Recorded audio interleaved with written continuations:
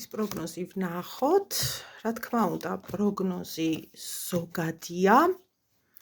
მესიჯი ყველასთვის იქნება, მაგრამ არა ყველაფერი. იცით რა არის, ალბათ ისიც იცით, რომ ტაროში ჩვენ ასტროლოგიის მიმართულებითაც გვყავს ყველა ნიშანი.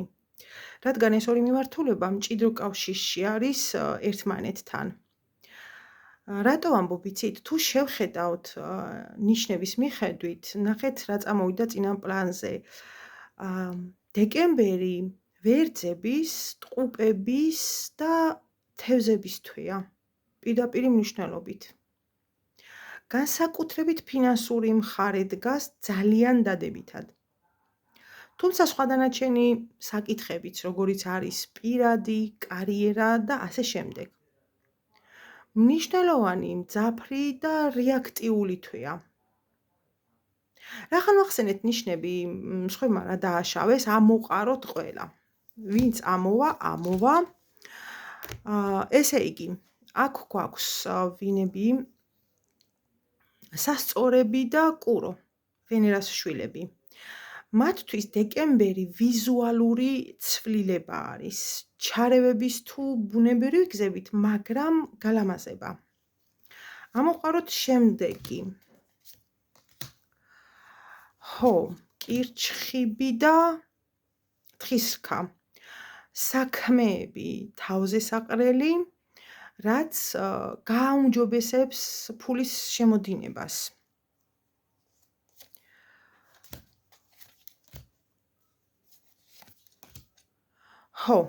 მერწყული და ლომები.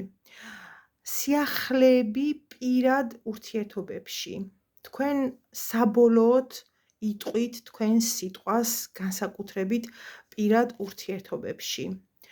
ამოვქეკოთ შემდეგი და რა გვაქვს? მორიელები.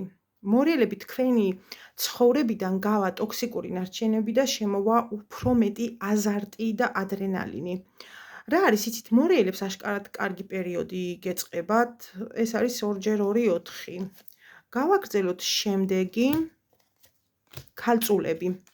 ქალწულები გეგმების, მიზნების განხორციელება, მსხვილი შენაძენების დაგეგმარება, როგორიც არის ბინა, მანქანა, ბიზნესი, ბურთი და მოედანი თქვენია. დეკემბერი კი აი ამ ყველაფრის საწყისი თვე იქნება.